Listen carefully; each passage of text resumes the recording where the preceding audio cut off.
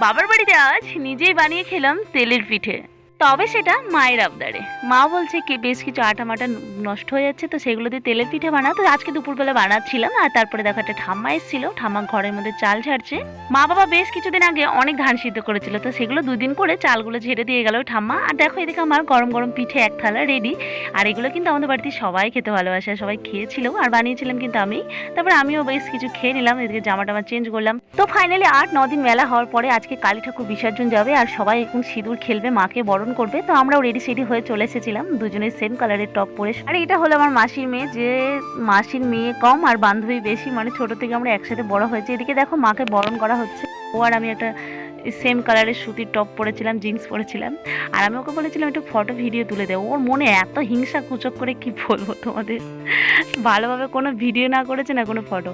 তারপরে দেখো এই যে হোয়াইট কালারের একটা টি শার্ট পরে নাচছে, ওটা আমার ভাই। তো ওর নাচটা দেখে আমার ভালো লাগলো, তাই একটু ভিডিও করে নিলাম। এদিকে সিঁদুর দান হচ্ছে, সবাই সিঁদুর খেলা খেলছে। আর সাইডের বউ মেয়ে ছেলে সবাই মিলে ভীষণ হারে ডিজেতে নাচছে। তবে আমিও কিন্তু নেচেছিলাম, কিন্তু ভিডিও করে দিই লজ্জা করে।